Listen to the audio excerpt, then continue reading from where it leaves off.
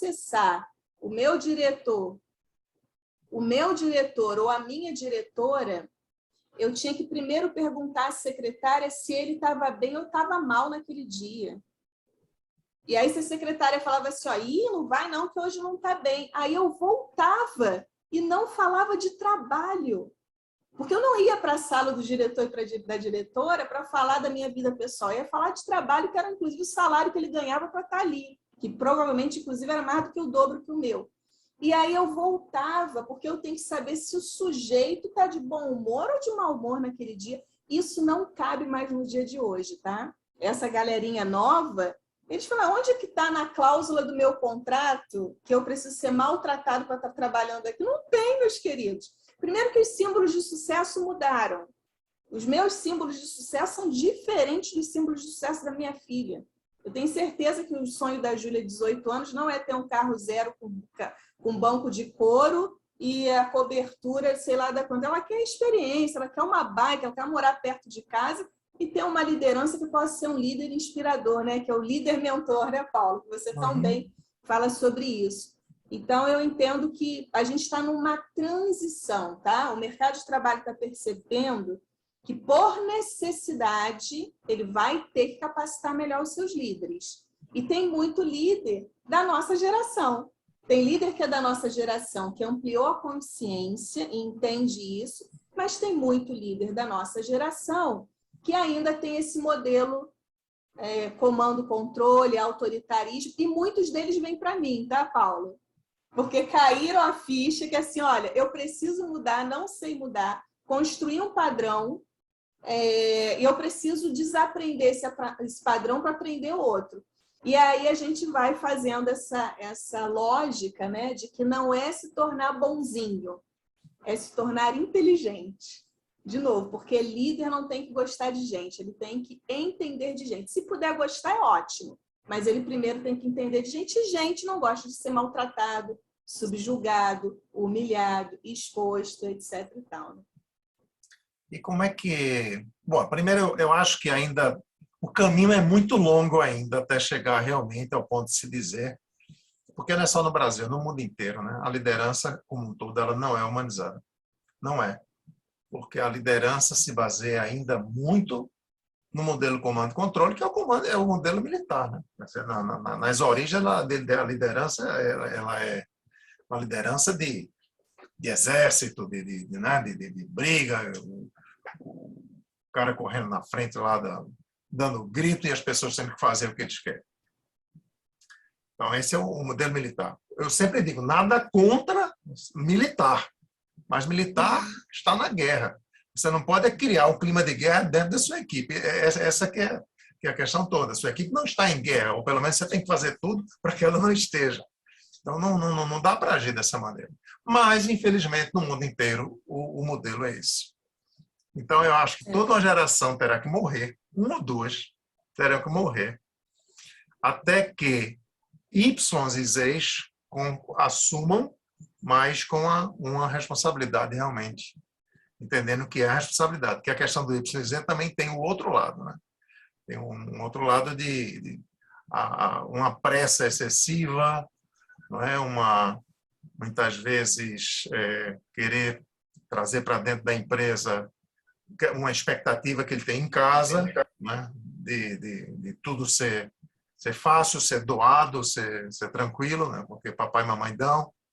Assim, acho que as gerações Y e Z, que vão ser os futuros líderes, claro, alguns já são, né? Mas precisam de um processo de amadurecimento muito sério. Eu costumo sempre dizer o seguinte, quando eu vou trabalhar com um líder, né, em mentoring de liderança, diz assim, não, mas eu tenho abaixo de mim alguns líderes que já são pessoas muito jovens, esses caras são muito apressados, ficam pedindo feedback o tempo todo, eles querem feedback o tempo todo, porque eles têm pressa de crescer. Se eles têm pressa de crescer, eles precisam saber como é que eles estão, como é que está sendo o desempenho deles. Por isso que eles pedem muitas vezes feedback. Isso recai na questão da ansiedade, né, Paulo? Que é algo que precisamos considerar hoje em dia, né? Essa coisa que a gente está falando da pressa, na verdade, do ponto de vista psicológico, está bem caracterizado uma ansiedade crescente, cada vez maior, e os jovens estão se mostrando assim, as crianças têm se mostrado, os jovens. Então, isso é um elemento que tem que ser considerado. Chegam nas empresas dessa maneira, né? Então, assim, eu acho que a grande lição para as gerações mais velhas é o seguinte: é ter paciência com essas pessoas e, ao mesmo tempo, ter uma certa firmeza, sem maltrato, mas chamar e agir como mentores deles, né? Eu acho que o grande papel das gerações mais antigas é agir como mentores dessas gerações mais novas, no sentido de mostrar, ok, a gente entende que você tem essa maneira de ser e eu não estou rejeitando essa maneira de ser. Mas o mundo organizacional não é exatamente isso que você é ou quer ser, quer que seja. Então, aí é quando eu chamo a questão da responsabilidade e da maturidade necessária para que eles adquiram para chegarem lá em cima. Né? Até porque, né, Paulo, quando a gente pensa assim, quem são os pais dessa geração mais jovem? Somos nós. Uhum. E muitos de nós,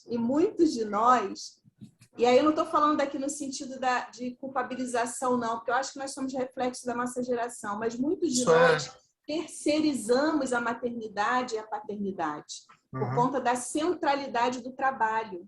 Então, e que é uma outra diferença dessas novas gerações. Além deles, né, não aturarem as coisas que nós aturamos e demos outros nomes, eles não entendem o trabalho da mesma forma que nós entendemos como algo muito central. E por que eu estou falando isso? Porque eu mentoro uma série de líderes muito bem-sucedidos do ponto de vista de suas carreiras, mas com um aspecto familiar absolutamente destruído. Pessoas que estão no quarto, quinto, eu não tenho nada contra separação, não, tá? Eu acho que a gente tem que ser feliz. Mas é muito comum altos executivos muito bem sucedidos estarem no quarto, quinto, sexto casamento, porque ninguém aguenta essa centralidade do trabalho, que não há espaço para mais nada na vida desse sujeito, inclusive que não se relaciona com os filhos, inclusive que não tem relação enfim, não tem relação familiar, a vida do sujeito é o trabalho. E essa nova geração qual é o horário de trabalho? É de 8 às 5, às 5 horas estou pegando minha bolsinha e indo embora. E muitos de nós olham para essa atitude com um olhar de desconforto, porque nós somos a geração da hora extra. Nós somos a geração que se envaidecia. No discurso era diferente, tá? Mas no fundo a gente se envaidecia de falar que ficou... Ontem eu fiquei trabalhando até 10, 11 horas da noite. Tive que ir no final de semana. Há 2 anos que eu não tiro férias. Que tristeza uma pessoa que não tira férias. E se criou a cultura de que isso é ser um bom colaborador, isso é ser um bom líder, tá? Pessoa que faz os outros ficarem até tarde, as pessoas têm que ter carga horária extra e tal. Isso aqui era o modelo, né? Na verdade. Esse que era o modelo. E aí a gente quer que esse jovem tenha o mesmo olhar sobre a vida. Eles querem trabalhar, acham importante, mas eles querem tomar o chopinho deles depois do horário, eles querem, surfar, eles querem tocar bateria. Eles querem uma vida muito mais ampla. Por isso que eu sou uma grande defensora. Entendo que nós temos um papel de líder, vou até mais, tá, o Paulo, além de líder mentor, e o líder educador, ele está dentro do líder mentor, mas às vezes a gente precisa ajudar a educar essa galerinha que não foi educada porque não teve pai e mãe dentro de casa, mesmo. E às vezes a gente vê o ambiente corporativo está muito mal educado. As pessoas perderam essa coisa do bom dia, boa tarde, dá licença, obrigado. E muito dessa galerinha não é porque não teve essa referência. Onde estavam o pai e a mãe trabalhando, gente? Eu falo isso não no sentido de culpa, nada disso, mas é verdade, né? Viaja para lá, viaja para cá. E quantas pessoas, Paulo, da minha geração estão querendo hoje fazer transição de carreira porque a ficha caiu na pandemia, tá? Eu posso morrer semana que vem e eu estou vivendo para lá e para cá, aí as pessoas largam a vida executiva, vai ser chefe de cozinha, vai ser, sei lá, pescador, não sei da quanta. Porque E o mundo corporativo e a vida, né, profissional e o mundo do trabalho, ela está em ebulição. E está em ebulição a liderança. Porque tem pessoas liderando essas pessoas que estão em ebulição e elas mesmas estão em ebulição. Porque está todo mundo refletindo sobre a sua vida, sobre a centralidade da vida, por que a gente está no mundo. E eu tenho a felicidade de ter feito a minha transição de carreira antes da pandemia. Porque se eu tivesse na pandemia, acho que eu tinha enlouquecido, porque foi uma questão aí importante, né? Acho que Marcos quer fazer uma pergunta, né? Oi, André. Um comentário. Aproveitando exatamente as suas colocações, eu faço parte de 2 grupos que você citou. O que fez transição antes da pandemia, também tive essa felicidade e isso me ajudou muito para me preparar para o período que nós tivemos 2 anos. E a outra como eu sou um pai de cabelo grisalho, tenho um filho de 10 anos, eu consigo ter, e eu tenho muito orgulho disso, de hoje ter uma visão, uma mentalidade nesse aspecto, eu diria, de geração mais jovem, no sentido de cuidado com o filho.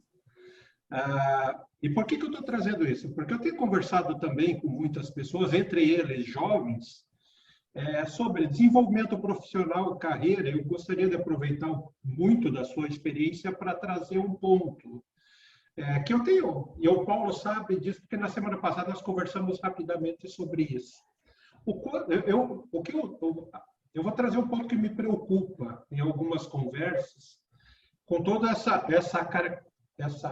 expectativa que se coloca de que o mundo agora é extremamente acelerado, tudo vai acontecer muito rápido, e aí vem a questão: o quanto, na sua opinião, hoje ainda é possível e faz sentido se pensar e se trabalhar planejamento e desenvolvimento de carreira dentro desse contexto? E eu estou trazendo isso porque muitas vezes eu vejo as pessoas dizendo, não, vai mudar tudo tão rápido que não faz sentido planejar mais carreira. E isso me preocupa muito. Então, eu gostaria de ouvir um pouco a tua visão sobre essa questão, se for possível. Legal, Marcos. Muito boa pergunta, porque essa é uma coisa que conversa também com a minha carreira, tá? Tem um livro que alguns de vocês, enfim, quem me acompanha lá já me ouviu falando muito, que é um livro chamado Anticarreira. É de um autor brasileiro chamado Joseph Tepperman. E eu lembro, Marcos, que eu estava num evento aqui no Espírito Santo, um fórum de gestão da FINDES aqui, da Federação das Indústrias, foi em 2019. E eu ainda estava nessa coisa de me situar dentro da minha própria carreira, né? Tinha saído em agosto, vim para cá para o Espírito Santo em dezembro, e esse evento foi no início de 2019.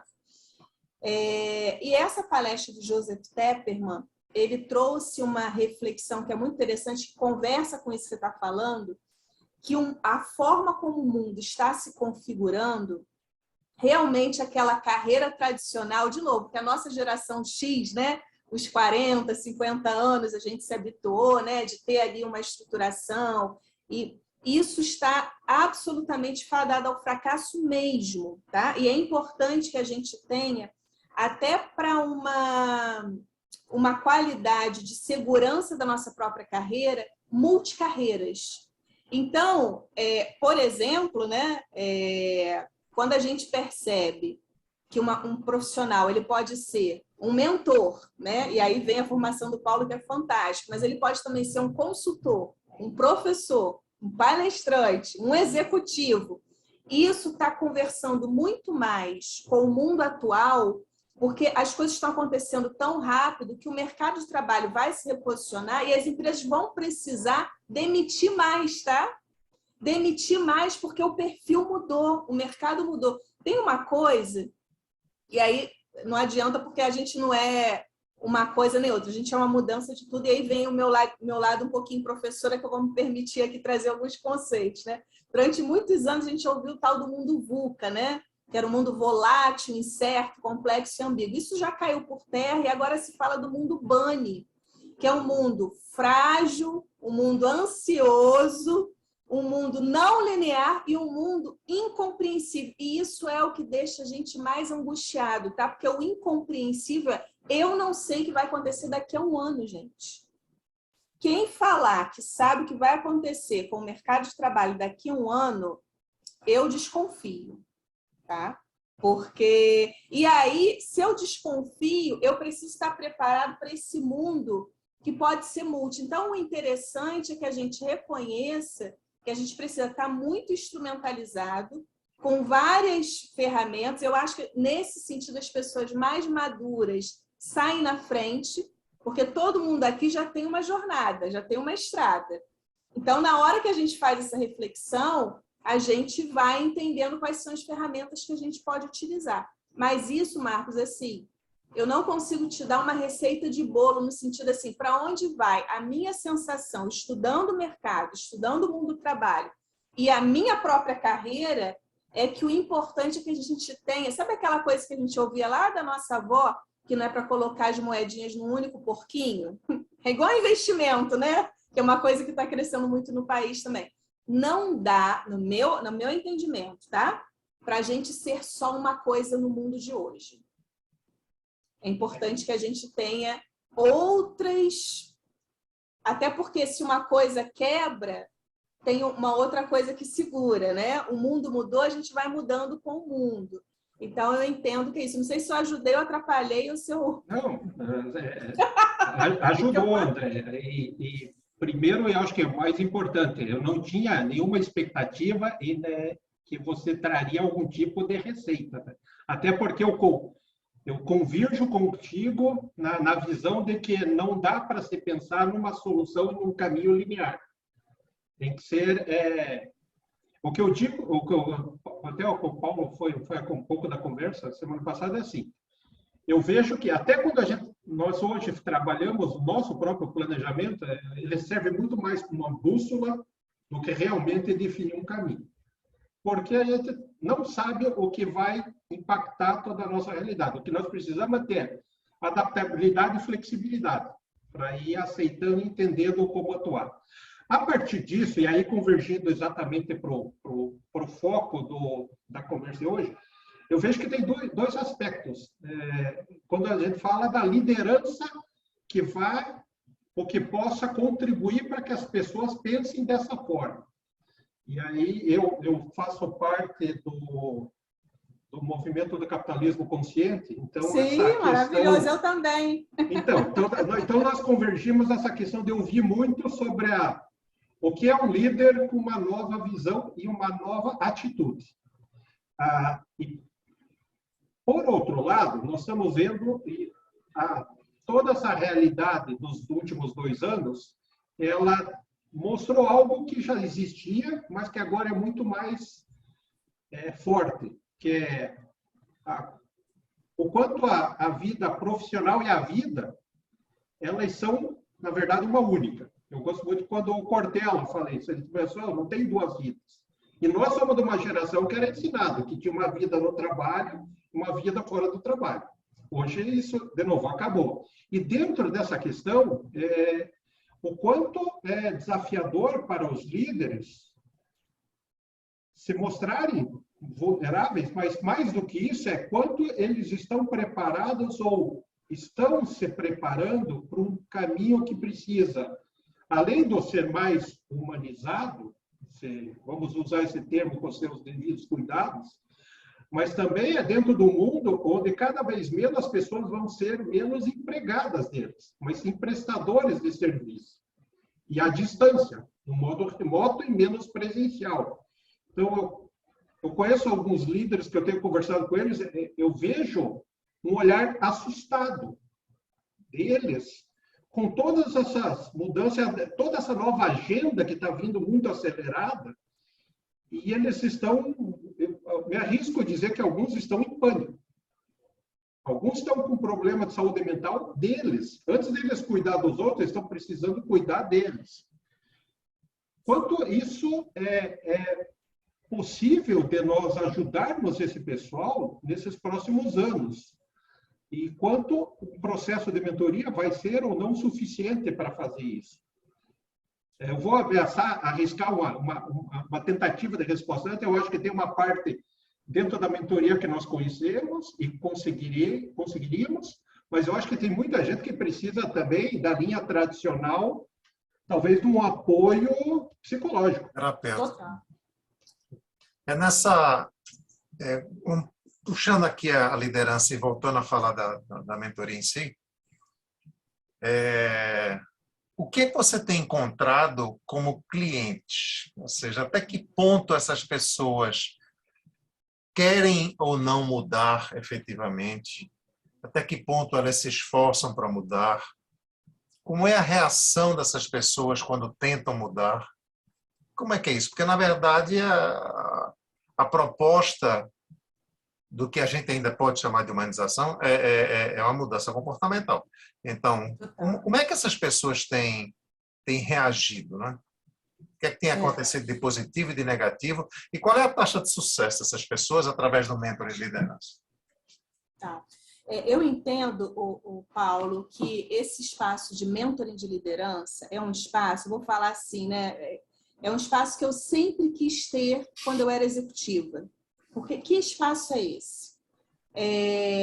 Antes de falar do espaço, eu vou falar o que é uma característica comum em todo mundo que senta numa cadeira de liderança. Eu tenho alguns princípios, algumas crenças que alguém que senta numa cadeira de liderança e sabe todas as respostas, em nenhum momento sentou numa cadeira e falou assim, eu não sei para onde ir, se é para ir para a direita, se é para ir para a esquerda, eu não sei o que fazer diante dessa situação. Eu digo que nunca sentou numa cadeira de liderança mesmo, porque essa é uma reação que normalmente vem. Como eu já sentei muitos anos, muitos momentos eu me vi nessa situação, mas eu não queria dividir com a minha liderança, porque eu poderia ser um espaço ali de muita vulnerabilidade, como eu seria interpretada. Não acho que era espaço para dividir com a minha equipe. Não era um espaço terapêutico, porque não era uma questão emocional. E não era uma questão... Enfim, eu não tinha esse espaço que hoje o mentoring de liderança oferece. Então, normalmente as pessoas me procuram para ter esse lugar de segurança confidencial e que elas podem ser vulneráveis. Porque elas chegam no espaço e falam assim, Andréia, eu não sei o que eu tenho que fazer. E elas são, ou acabaram de assumir uma posição de liderança, ou estavam numa posição de liderança e assumiram uma mais complexa, então eram gerentes e foram se tornar diretores ou superintendentes, enfim. Ou é um empresário, que essa é uma outra camada que tem crescido muito, o Paulo, empresários que nunca pensaram sobre si enquanto indivíduos, que foram crescendo, eram investindo no desenvolvimento da sua equipe, mas nunca pensou no seu autodesenvolvimento. Então, normalmente, eles chegam como um lugar de refúgio para conversar com alguém que já viveu a dor deles e que vai protegê-los, porque eu não sou chefe, eu não sou par, eu não sou equipe, eu não sou terapeuta e nem posso ser. Agora, isso que o Marcos falou, cada vez acontece mais, tá? O que eu faço de trabalho de mentoring em dobradinha com um terapeuta, um psicólogo ou um psiquiatra é muito, tá? Porque eu entendo que são trabalhos que se completam e que são super importantes, né? Mas eu entendo que hoje eles chegam com essa questão comportamental e a gente vai descobrir vai falar sobre as verdades de quem já viveu a liderança através de uma metodologia, né? Que eu tenho. Mas, normalmente, Paulo, muito predispostos a se expor. As pessoas gostam, Paulo, de ter um espaço onde elas possam ser vulneráveis. Eu digo que o primeiro e o segundo encontro, é muito engraçado, provavelmente você percebe isso também nos seus processos, que as pessoas quase que tentam me convencer que não precisam. Sabe? Elas estão me pagando, procuraram aquele espaço, mas é quase que assim, ó, eu estou aqui, mas... E aí a gente vai lidando com aquilo até que ela pensa assim, não tem problema nenhum você ter as suas dúvidas, porque todos nós temos as nossas dúvidas. Se a gente tiver resposta para todas as perguntas, é uma coisa esquisita. E na liderança isso é muito difícil, porque a liderança ela fica num lugar de muita exposição. Eu brinco que é arena, né? E ela é muito julgada o tempo todo, né? E você falou um negócio engraçado aí. Elas estão loucas que você diga que elas não precisam, né? Na verdade, por quê? Porque a atitude primeira é pensar, não vou me esforçar para fazer nada, porque se eu receber um diagnóstico que está tudo bem assim, não é? Vai ser o melhor dos mundos, porque eu não preciso me esforçar. Porque quem vai e vai sabendo que tem que mudar alguma coisa, vai já entendendo que haverá uma taxa de sacrifício que não é pequena, né? Sair de um modo de ser e entrar no outro. E uma das coisas que eu vejo como grande barreira, isso eu encontro muitos os líderes comentando, é uma frase muito simples que diz assim, mas o que é que eles vão dizer de mim se eu mudar? Vão achar que eu não sou mais aquela mesma pessoa, vão achar estranho, vão achar que eu estou querendo alguma coisa, que é uma segunda intenção. Né? Isso é uma das primeiras vezes que eu vi isso foi quando a gente começou a discutir o elogio. Mas se eu começar a elogiar, vai ser muito estranho. Eu nunca elogiei a equipe. Por que eu vou elogiar agora? Eles vão achar que eu fiquei louco.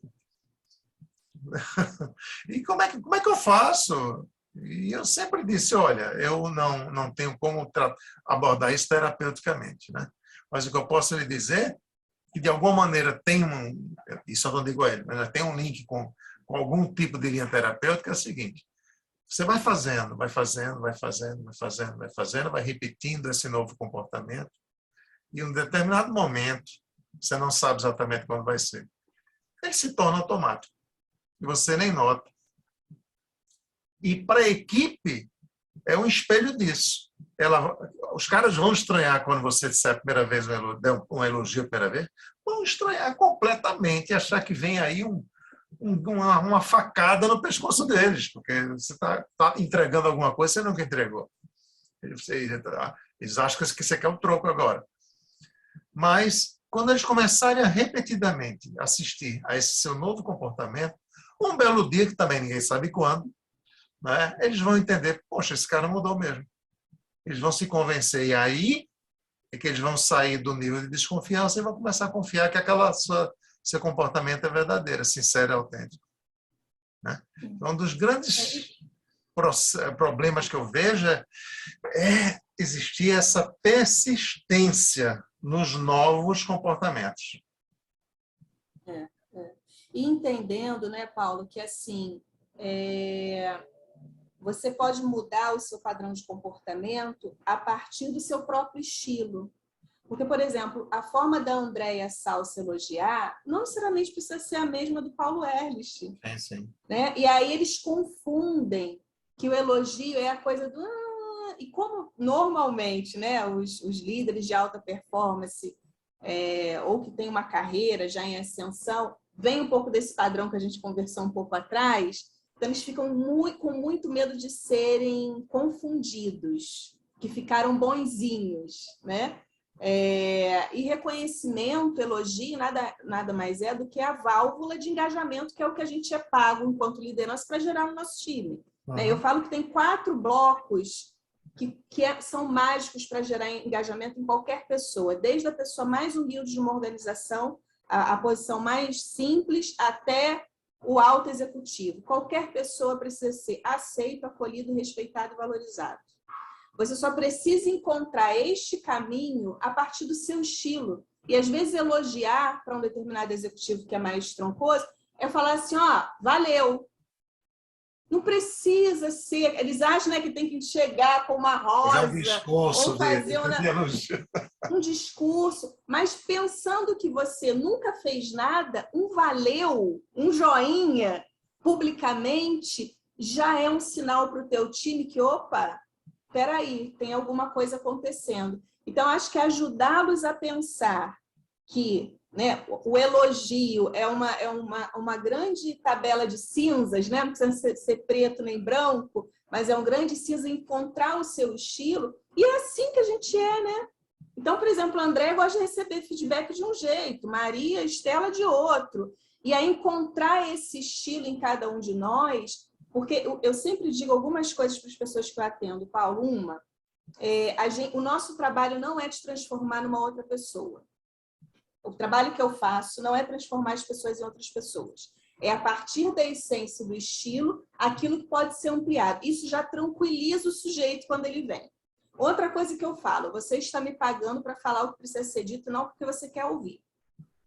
Se eu tiver que falar alguma coisa que precisa ser dito que você gosta, maravilha, mas não é para isso que a gente vai falar. E quando eu percebo que tem uma insistência de manter o padrão, eu muitas vezes convidei, falei, nós podemos parar o processo a qualquer momento. Uhum. Porque senão você gasta o seu tempo, eu gasto o meu, a gente está brincando de fazer mentoring. E eu não vou gastar o meu tempo brincando de fazer um trabalho e preencher uma planilha, que eu brinco assim, isso daqui não é uma planilha de faculdade. É um trabalho que a gente precisa desenvolver, senão você gasta o seu dinheiro, eu gasto o meu tempo e a gente não evolui. E aí, em alguns momentos, Paulo, eu entendo que esse choque precisa ser dado. E engraçado que esse choque é entendido como quase que o respeito à inteligência das pessoas. Né? Porque às vezes um acha que está enganando o outro engana, e tem que ter muita clareza sobre o teu papel, porque obviamente tem dinheiro envolvido, e todo mundo precisa pagar os seus boletos, né? Mas aí tem que ter um pouco de coragem, às vezes, para posicionar quem você está mentorando, porque senão fica uma coisa de brincar de fazer mentoring, e mentoring a gente está sendo pago para ajudá-lo a mudar um determinado padrão, que não é o meu padrão, é o padrão dele, mas ampliando ali o posicionamento e essa visão de que precisa entender de gente. E que gente, por exemplo, adora ganhar elogio, né? É um dos mecanismos de engajamento, é o reconhecimento, né? Sem dúvida alguma. Bom, o que é que tem acontecido mais para você? Líderes procurarem espontaneamente ou a empresa sugerir que eles procurem você? E a empresa até mais espontaneamente.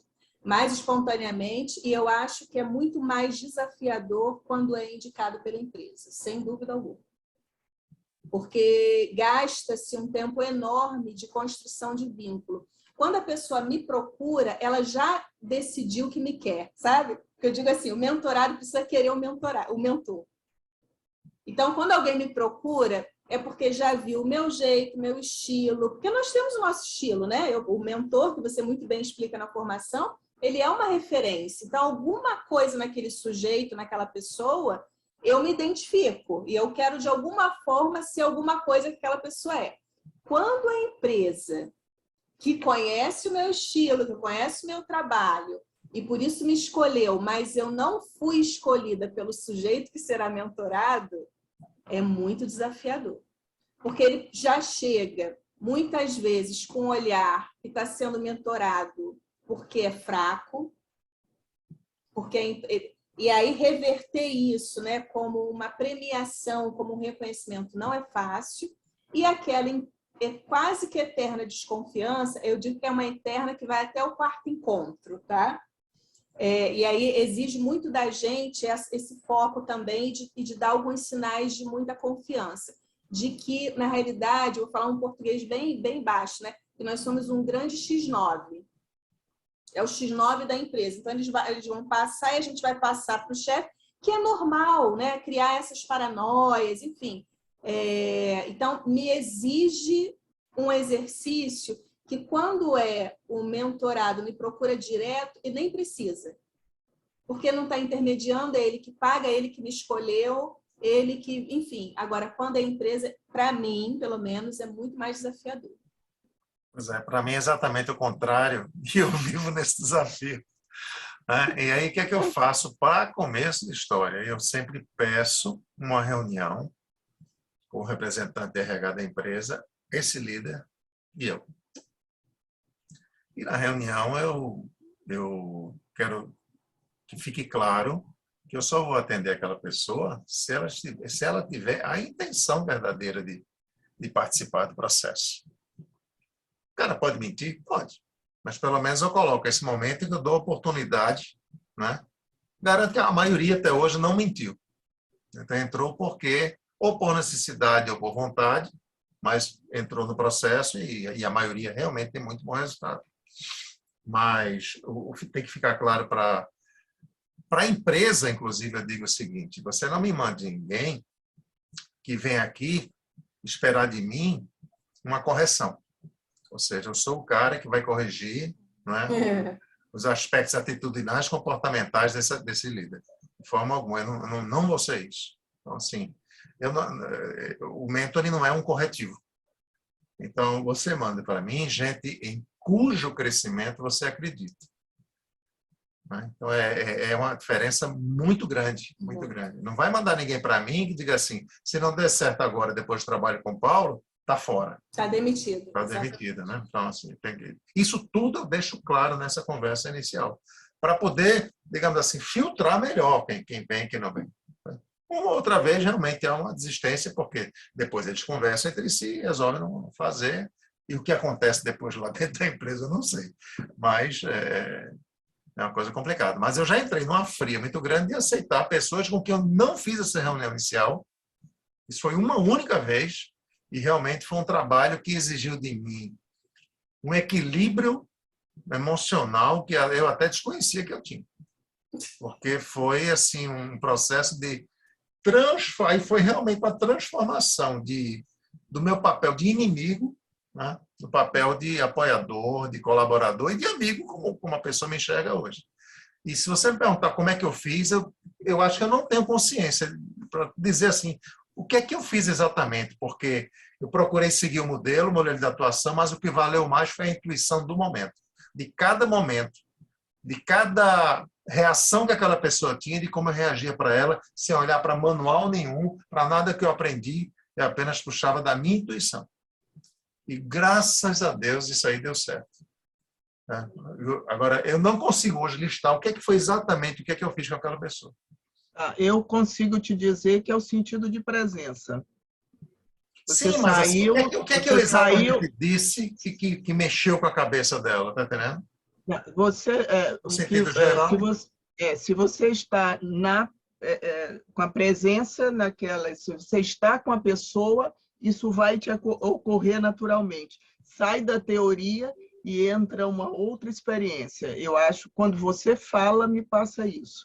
Ou seja, eu desligo todo possível conhecimento ou teoria que eu possa ter sobre aquilo, e se eu estou na presença, algo vai acontecer. Aí entra aquilo que falamos sobre o Rogers e tudo mais, que é o sentido de presença, né?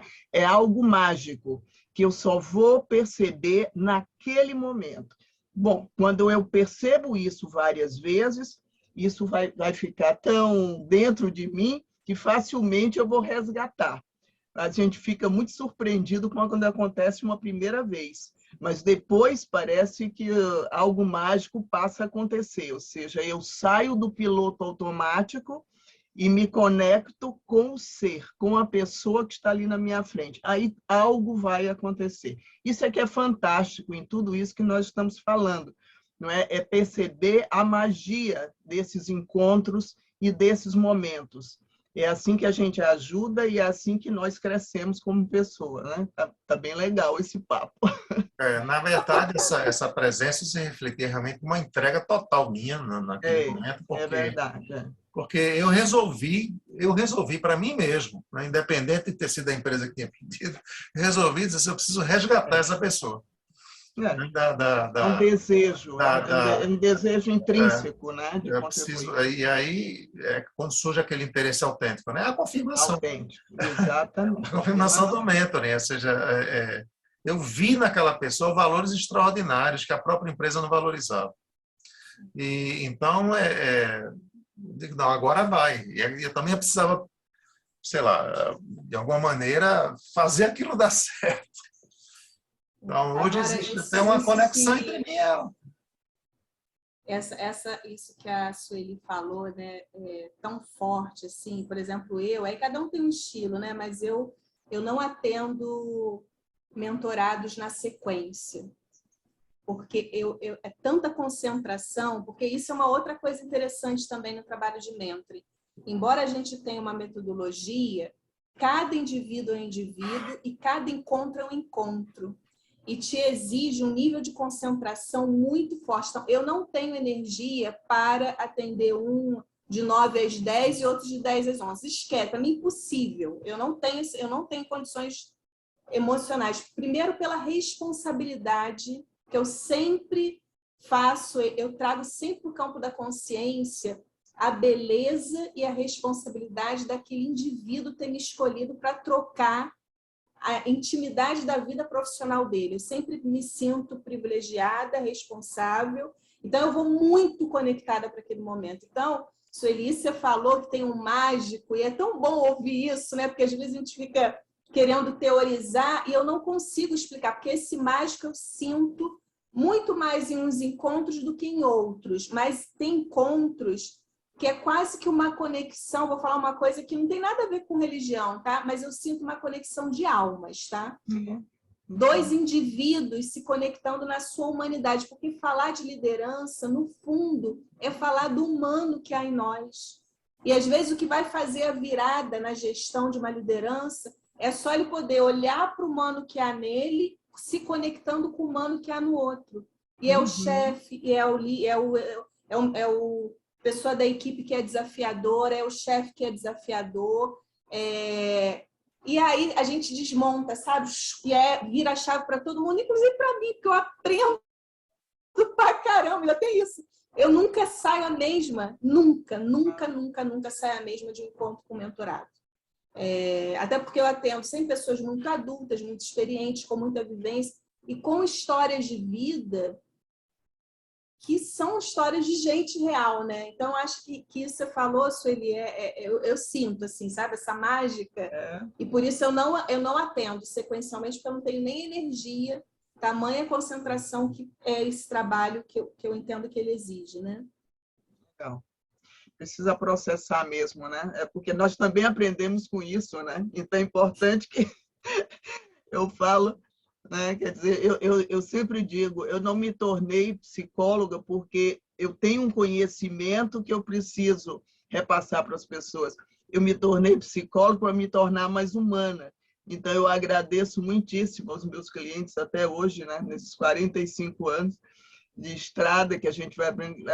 Eu tenho uma gratidão profunda pelas pessoas que me batem a porta, porque elas estão me ajudando a me tornar uma pessoa melhor e mais humana, né? Então, na verdade, o exercício é nosso.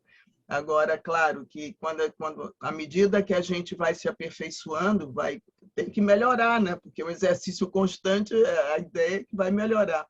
Então, de alguma maneira, as pessoas, depois de um determinado momento, começam a sentir que aquilo flui com tanta facilidade, se estabelece ali um processo de mudança mútua e constante, e aí é muito bonito, né? E aí eu entendo quando você diz que precisa dar as respiradas, porque são processos intensos, né? Então, como nós aprendemos também, nós temos que fazer os nossos próprios processamentos, senão não vamos ajudar o próximo que vai bater a porta, né? Porque precisamos. Mas muito bom, gente falando de gente. É isso aí. Ou seja, por mais que a gente queira ser técnico, porque a técnica nos dá uma provável segurança, né? Tem momento que não é exatamente a técnica que vai resolver, é a conexão que você forma, né? Através da presença. Até o Marcos colocou aqui no bate-papo, né? O termo presencing, né? Que o Otto Scharmer utiliza. Bom, é isso. Então, assim, o que eu acho encantador de tudo isso também é porque, em se tratando de mentoring, a gente tem uma liberdade muito grande, né? Não precisa estar só dentro do esquema, né? Tudo que a gente sabe e até aí tudo que a gente sente e percebe a gente pode usar, né? Não existe uma regra determinando que você tem que usar agora isso, agora você tem que usar essa outra, isso outro, isso outro, isso outro. O mentoring nos dá essa liberdade. Agora, ao mesmo tempo que nos dá essa liberdade, aumenta potencialmente a nossa responsabilidade, né? Você tem liberdade de usar tanta coisa, você tem que ter a responsabilidade de, né, que está usando, né? E é óbvio que cuidado de fazer os fechamentos, né, Paulo? Cuidado de fazer os fechamentos, né? Porque não é um bate-papo. Assim, é um bate-papo, mas que tem que levar o mentorado para algum lugar, porque até para a gente não se perder também, né?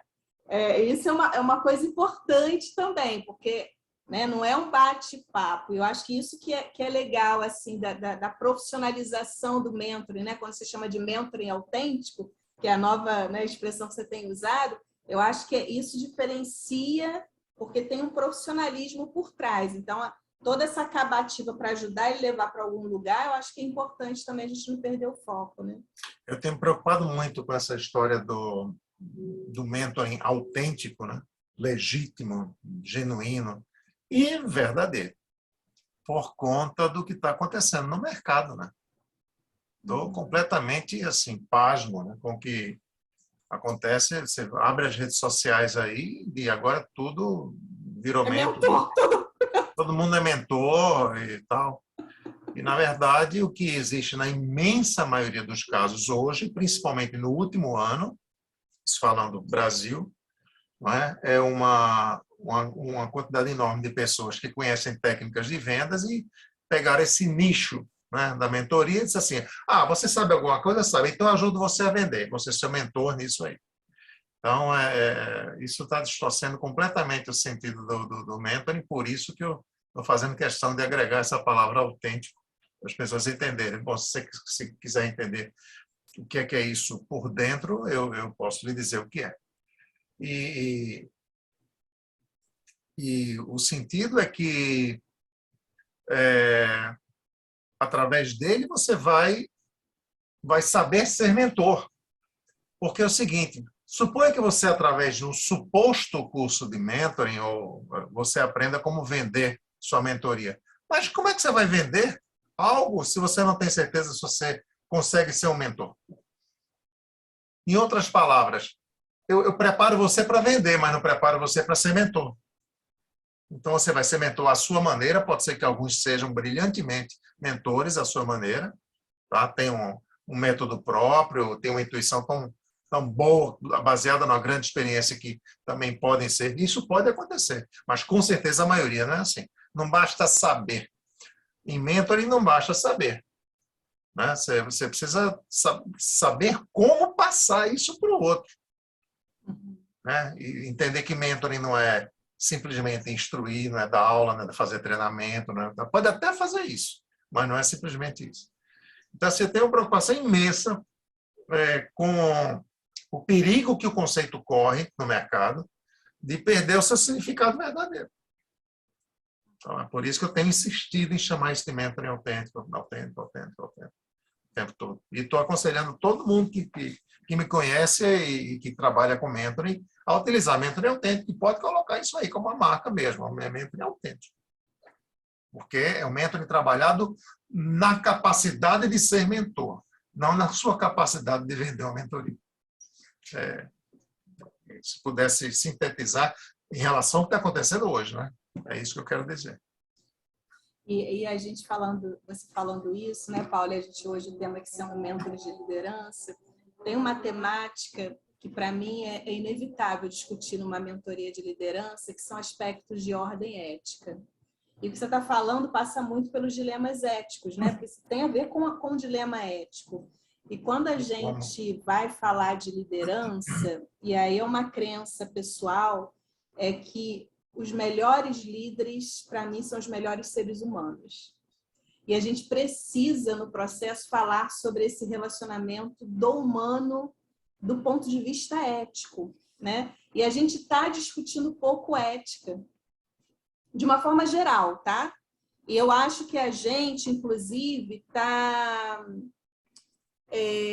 flexibilizando alguns conceitos. Eu acho que a gente está se perdendo na linha do plural, flexibilizando ética. Assim, tudo temos que respeitar. Claro que temos que respeitar, claro que existe pluralismo, mas eu acho que a gente está perdendo um pouco a noção de certo que é certo, que é errado que é errado. Tem coisas que não se discutem. Isso é certo e isto é errado. Eu acho que uma das formas, e aí se eu tivesse que falar assim, o que tem atraído a fidelidade é porque as pessoas conseguem identificar o que é ético e o que não é. Parece paradoxal, tá, o que eu estou falando. Mas quando a gente está diante de algo ético e autêntico, a gente saca na hora.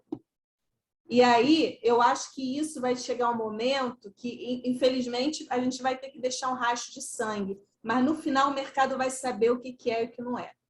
Porque passa pelo viés ético. E a gente está vivendo, no momento da sociedade, uma crise ética, que os éticos podem vender, não deveria, porque para mim ética deveria ser obrigação, mas a gente ganha espaço neste marca natural, mas a gente ganha espaço na medida que, através do nosso trabalho, a ética fica muito evidente. Tá? E isso precisa ser discutido em mentoring de liderança, porque é isso, né? É uma decisão, é uma escolha, eu ser um líder, não só performático, humanizado e ético. E algumas decisões você precisa tomar na sua carreira, e vários momentos, vários dilemas, isso que a Sueli falou do mágico, normalmente o mágico vem nessas discussões que eu tenho, tá? Do ponto de vista ético. Temos aqui um dilema a tomar, temos uma decisão a tomar. Este caminho é o caminho ético, esse é o caminho não ético. Qual seguiremos? E isso eu acho que tem também no mentor, entendeu, Paulo? Então, embora eu entenda esse teu ponto, em certa medida, eu, como profissional dessa área, fico muito tranquila, porque eu acho que isso fica muito evidente quando a gente está diante de um trabalho ético e sério e autêntico, enfim. Mas eu entendo o teu dilema. Só quis trazer porque eu acho que tem tudo a ver esse tema com o mentoring de liderança. É as discussões éticas durante o processo, né? Na verdade, o que está por trás disso é a força do marketing. Então, existe muito mais força do marketing hoje dirigida para um mentoring não autêntico. Eu não vou chamar não ético agora. Então, existe muito mais força de marketing dirigida hoje a isso. Que foi o que aconteceu com o coaching, a mesma coisa. Né? E no coaching, no mundo, isso já se espalhou em relação ao coaching. Você vê em vários outros lugares isso acontecendo. Tá? No mentor está começando agora. O que é que vai ficar, né, do rescaldo desse incêndio aí? Eu queria ter essa grande esperança que você tem. Né? Claro, cada um de nós, como eu, como você, como todos os outros aqui que lidam com o mentoring, né? A gente vai nesse caminho com certeza, né? Certeza, mas nós não temos, digamos assim, uma estrutura de grupo, uma força de marketing, né?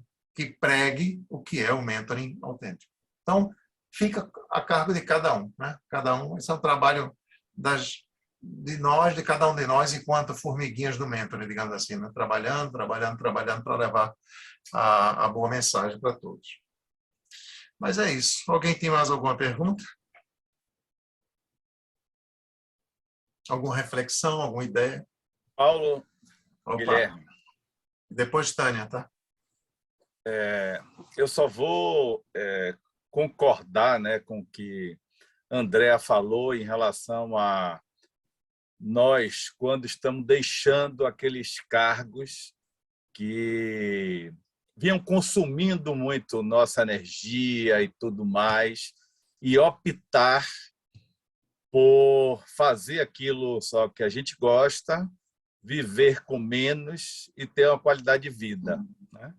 Marcos falou um pouco também sobre isso, e eu, durante os últimos 14 anos, eu fui, Andréa, reitor de instituição de ensino. Tá? Uau! De universidades. Parabéns. Obrigado. Mas agora já não sou mais. Tá? E quando eu deixei, as pessoas me procuravam, eu vou utilizar até o termo, enlouquecidas, para ver o que é que eu ia fazer. O que é que eu iria fazer, porque eu tinha que fazer a mesma coisa, eu tinha que procurar um headhunter para poder me realocar no mercado. Eu moro em Salvador, na Bahia, então, se eu não estivesse em Salvador, para onde é que eu podia ir? E eu dizia, gente, eu não quero, agora estou num momento meu, né, de parar, de viver o dia a dia, de curtir com meus alunos. Eu sou professor da Universidade Federal e há 9 anos, mas era 20 horas. Agora eu já estou lá tentando virar dedicação exclusiva, tudo isso. Então, é o que eu quero, o que eu sempre gostei. Mas é interessante como as pessoas não aceitam. Eu encontrava com algum amigo e, na mesma hora, Guilherme, está na hora, você já descansou, está na hora de começar a providenciar. Tá? Uma outra coisa e tal. Você não pode perder sua experiência e tal. Eu não estou perdendo minha experiência, ela é minha, já está aqui, entendeu? Mas adorei sua fala, Andréa. Paulo já tinha divulgado, falado, e aqui também, quando mais toda a simpatia de você falar, a humildade de contar tudo, e muito legal. Parabéns e muito obrigado por compartilhar com a gente aqui, tá? E Paulo pela ideia. Obrigado. Não, eu sempre fico tão impressionada com as pessoas que estão ligadas a esse ecossistema do Paulo. Sempre que eu tenho oportunidade, eu venho, porque sempre tem gente muito interessante para a gente se relacionar. Porque você fez, né, fez observação, né, mas eu não sou mais, mas não me interessa o que você é hoje, me interessa a tua estrada, entendeu? Porque ninguém é reitor impunemente, né? Eu imagino o tanto de experiência, eu acho que a gente como educador, né, você que viveu não só, né, a liderança de times de educadores, o quanto a educação é um lugar para a gente mudar um pouco os rumos da sociedade, né? Eu sou uma esperançosa aí, sou uma defensora da educação, e quem não entende, né, a alegria do que é ser professor, eu entendo completamente por que você está aí só expandindo e ampliando, porque é realmente uma profissão, é um ofício, né, que muda o mundo, né? O professor muda o mundo, né? E é o que falta, né? Essa consideração, esse afeto no sentido de afetar, mudar a vida do outro, né? E é tudo que eu gosto, André. Estou muito feliz. Estou vendo no seu rosto. Vai ser mentor, Guilherme. Só falta agora, pois é, eu estou trabalhando de alguma forma, porque eu dou a disciplina estágio, então eu criei atendimentos individuais. Ótimo. Então, no fundo, eu faço um pouco de mentoria, mas não caracterizando até com a frequência de sessões e tudo. Mas os meninos comentam assim, professor, que diferente, eu estou aqui acabando, ninguém nunca parou para me escutar. Aí vejam como eles estão querendo também ser escutados, né? É bem interessante. Tânia, quer falar? Ela está sem som. Tá mudo, Tânia.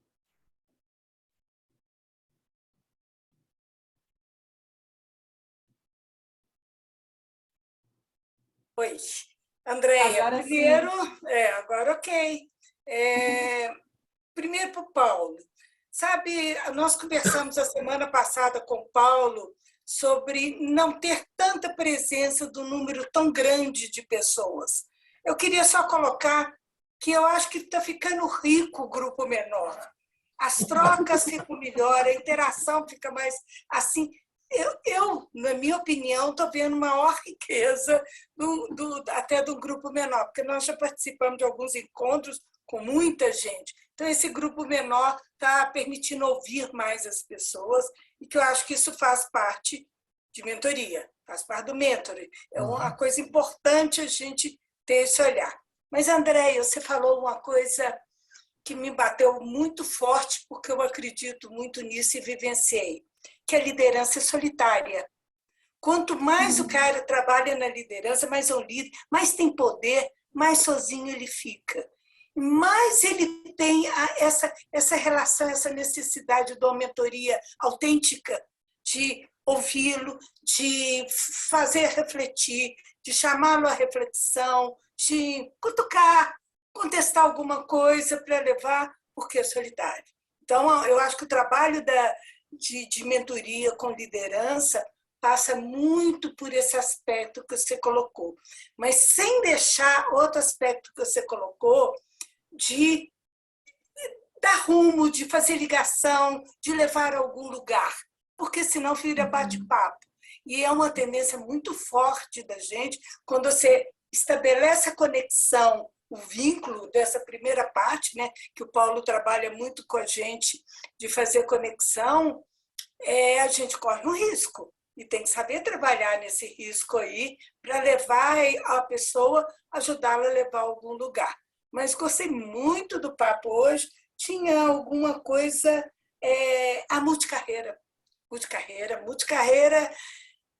Hoje eu estava conversando com uma empresa sobre não era, na verdade, um resultado de uma pesquisa.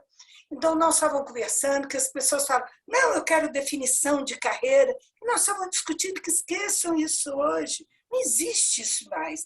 existem possibilidades, alternativas, existem as competências, que você tem que correr atrás das suas competências, qualquer campo, vai abrindo isso, que um dia você pode usar um pouquinho ali, um pouquinho ali. Porque emprego está mudando isso tudo, na minha visão, igual você colocou. Então, gostei muito do papo, acho que bom para a gente refletir, para pensar, para fortificar, para me levar a pensar algumas coisas ainda. Obrigada, Andréia. Bom, Tânia, nossa, eu que agradeço. Essa coisa da solidão é muito interessante, porque é assim mesmo, né? E as pessoas procuram para ter esse espaço, né, de escuta, de vulnerabilidade, que tem algum direcionamento. E essa coisa do anticarreira, multicarreira, enfim, eu acho que as pessoas ainda não se tocaram, do ponto de vista de carreira, do valor que tem espaços como esse aqui, tá? Porque o que a gente constrói aqui é ecossistema. E ecossistema de relacionamento, às vezes, surgem oportunidades numa roda dessa aqui, tá? Se eu falar para vocês que eu nunca mandei um currículo para lugar nenhum, vocês acreditam? Foi tudo através de rede. Tudo é rede. Você fala, você escuta, e às vezes as pessoas não valorizam esses espaços. Eu sou uma pessoa que, o quanto eu puder participar de espaços como esses, eu participo. Eu sempre encontro alguém interessante, eu sempre ouço alguma visão diferente da minha, que me amplia a minha forma de pensar. Às vezes eu me conecto com pessoas, passo a seguir no Instagram. Embora as pessoas tenham muita gente que tem rejeição no Instagram, se você souber usar direitinho Instagram é uma maravilha, gente. Quanta gente interessante e tem conteúdo valioso. Então, Tânia, eu acho que, como dica aí final, assim, né, da minha experiência, esse aquecimento de rede, essa construção de ecossistema de relacionamento, sabe? Isso tem feito toda a diferença para mim, assim, tá em espaços como esses aqui. Eu acho que Desirê ia falar alguma coisa, né, Baixando? Eu levantei aqui a mão.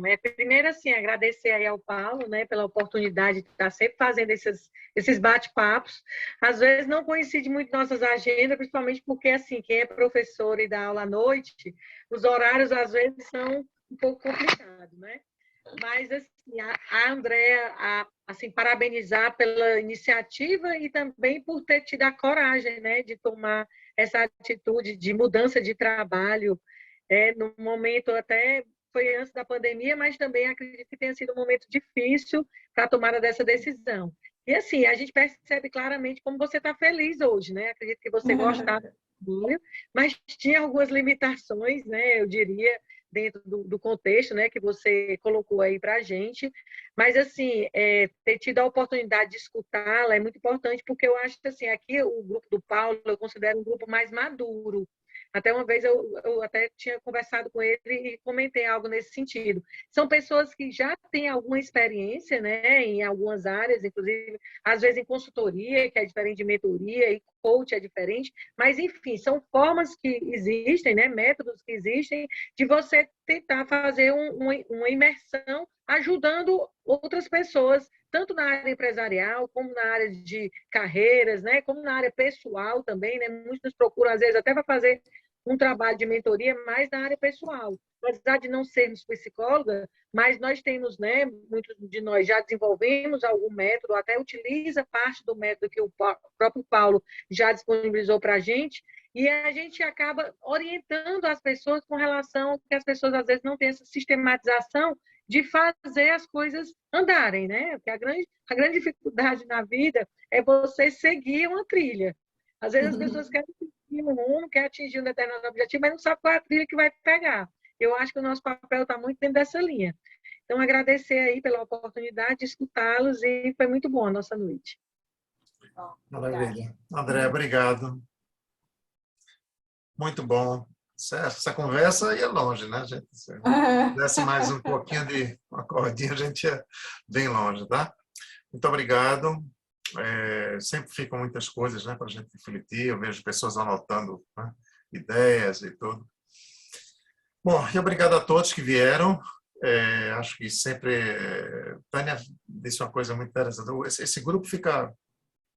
Né, e Desirê comentou, o grupo fica maduro, né? E também concordo que com um número menor de pessoas, a gente tem mais, né, mais oportunidades. Mas tudo bem. Mas acho que ainda cabe, tem espaço para mais um pouco mais de gente. Tá bom? Então, obrigado a todos que vieram. Eu vou anunciar já previamente aqui o próximo encontro do Roda de Mentoring vai ser no dia 13 de janeiro, mesmo horário, 20 horas.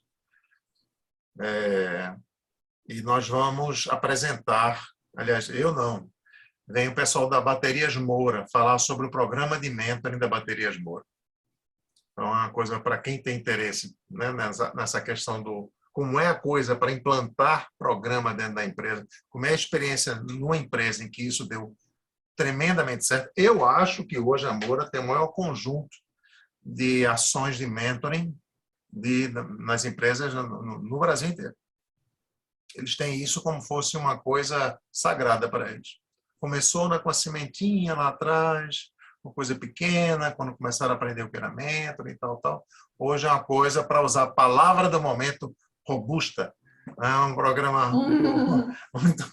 um programa bastante substancial e de muito aproveitamento e muito dirigido para lideranças, né? Que é o tópico que nós comentamos hoje, né?